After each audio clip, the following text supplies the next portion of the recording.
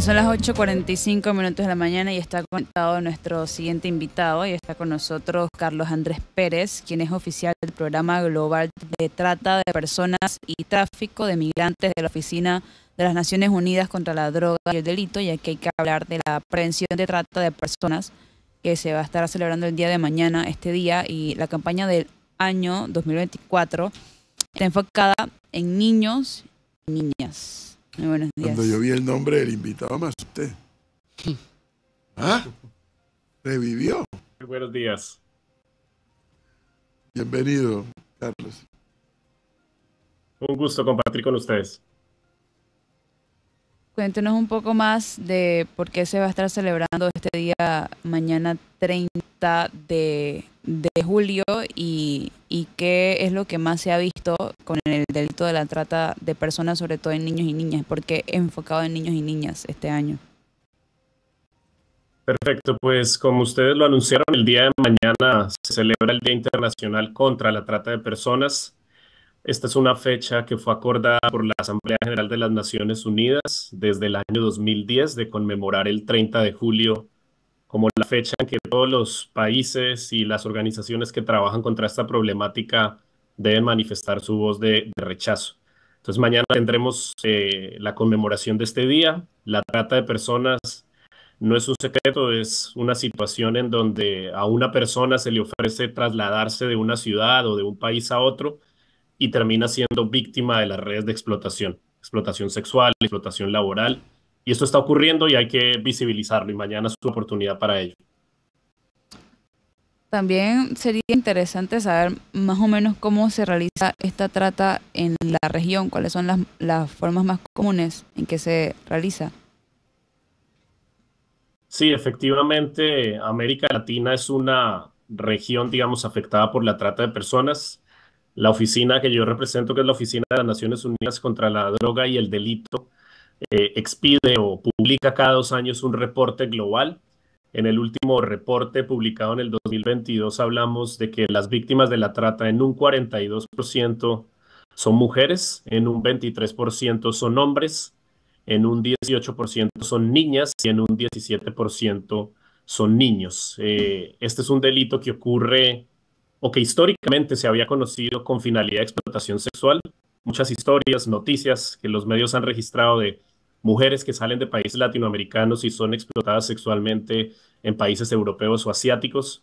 Pero el reporte que publicó nuestra oficina, haciendo un balance de los últimos 10 años, la trata con fines de explotación laboral es una problemática que empieza a ocurrir en América Latina. Por primera vez en 20 años, el reporte ubicó por encima los casos de trata con fines de explotación laboral. Esto quiere decir que seguramente estamos ante un escenario donde también las autoridades deben de alguna manera dedicar sus esfuerzos a identificar estos casos de trata, explotación laboral, plantaciones agrícolas, pesca, zonas de extracción minera, donde probablemente se esté explotando laboralmente a los seres humanos. ¿Cuál va a ser el enfoque principal? Ya dijo que iba a estar más que nada dirigida a la trata enfocada en los niños y niñas, pero el enfoque para llegar a la población, para decirle, oye, está pasando esto, hay que darse cuenta. Si bien está ahí año a año, cada vez empeora más y cada vez perjudica más a la población. Sí, efectivamente, varias agencias de Naciones Unidas hemos acordado este año visibilizar la trata de niños y niñas en el contexto actual. De cada 3 casos en el mundo, uno se comete sobre niños y niñas y esto, digamos, es importante hacer un llamado. ¿Cuál es el enfoque para responder tu pregunta? Yo creo que lo principal es esto que estamos haciendo, visibilizar el fenómeno. Alrededor de la trata de personas hay muchos mitos, hay mucha confusión. Se confunde trata de personas, por ejemplo, con tráfico de migrantes, en situaciones también en donde estamos viendo, digamos, un alto número de migrantes. Y lo importante es informar a la ciudadanía e informar que hay canales de denuncia, canales de remisión de casos y que Panamá, digamos, ha hecho unos esfuerzos importantes para incrementar, digamos, la identificación de estos casos. Ese es el enfoque, prevención, y por eso nuestra oficina conmemora este día e invita a todos a sumarse a esta lucha mundial. Ahora, un elemento que ha tenido una incidencia muy particular y para ponerlo en el contexto de lo que ocurre actualmente, es esa diáspora venezolana, ¿no? Producto de la crisis política que vive aquel país. De hecho, hay quienes pensaban, o piensan todavía, que la solución por la vía correcta, que son unas elecciones democráticas y además muy transparentes, podría contribuir a reducir esas grandes migraciones venezolanas que al día de hoy se siguen dando. ¿Ustedes han hecho esa parte del análisis?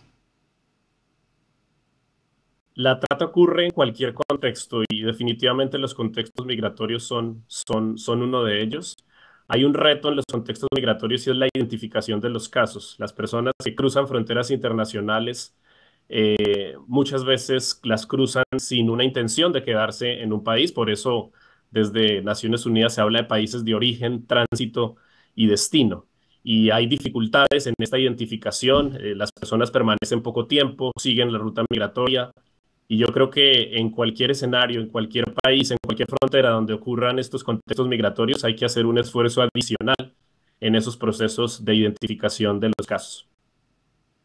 Te había comentado también que el 48% de los casos son en mujeres. ¿A qué se debe eso? Históricamente, cuando se hablaba de trata de personas, se hacía referencia incluso a un porcentaje más alto, ¿no? Cuando ustedes escuchaban hablar de trata de personas o trata de blancas, como se le decía anteriormente, se pensaba en mujeres explotadas en la prostitución o explotadas sexualmente. Resulta que el reporte empezó a diferenciar cuántos de esos casos eran sobre mujeres y sobre niñas, y eso arrojó, digamos, una diferencia de 42% sobre mujeres y el 18% que hay sobre niñas. Normalmente, la trata de personas juega con los sueños de la gente. Tradicionalmente, digamos, hace ofertas engañosas para salir a otro país, a otra ciudad, y muchas mujeres y niñas, digamos, que han quedado al frente de sus familias, en el caso de las mujeres, o que buscan un sustento para sus hogares, aceptan estas ofertas y terminan victimizadas en la trata de personas. Entonces, hay que hacer un refuerzo especial cuando se habla de mujeres y niñas. El Protocolo Internacional de Naciones Unidas precisamente hace ese refuerzo, es un protocolo contra la trata, especialmente en mujeres y niños, y así debemos, digamos, enfocar también las acciones. Por eso es importante invitar a las autoridades en Panamá, a las autoridades que tienen una competencia contra este delito, para que se haga un esfuerzo principal en estos dos grupos poblacionales. ¿Hay alguna forma de la otra parte de la población poder ayudar a estas personas? ¿O cómo uno reconocería que una persona está siendo maltratada o cierto parte del porcentaje que está en la trata de personas? Sí, hay un elemento importante, volviendo al punto de cuál es el enfoque y es la información. Creo que una de las invitaciones en el marco del 30 de julio es a difundir mayor información. Todos tenemos un rol en la identificación.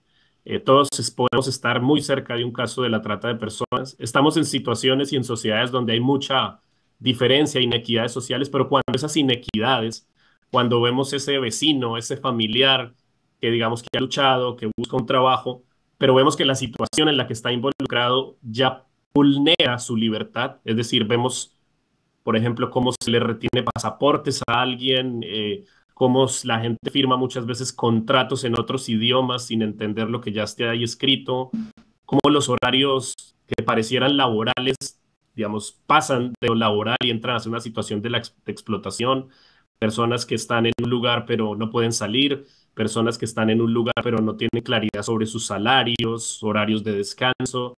Ahí es donde ya algo debe empezar a cuestionarnos y poner el caso en conocimiento de las autoridades para que sean ellas quienes determinen si hay un caso o no de trata de personas. Bueno, el día de mañana se va a estar celebrando este día, el Día de la Trata de Personas contra niños y niñas, así que si tienen alguna red social donde las personas puedan buscar más información sobre el tema. Sí, una de las, digamos, de los marcos de conmemoración es la campaña Corazón Azul. Ustedes en internet o las personas que nos escuchan y nos ven pueden buscar cualquier buscador, campaña Corazón Azul, y ahí van a encontrar los materiales para descargar, para incluir en sus redes sociales la imagen del corazón azul que simboliza, digamos, como la lucha contra la trata de personas. Entonces, con ese referente de Corazón Azul, seguramente ustedes van a empezar a escuchar muchas acciones, actividades, y los invitamos a sumarse a esta lucha mundial.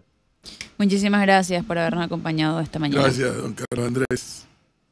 Hasta luego, que estén muy bien. Igual, son las 8:55. Oiga.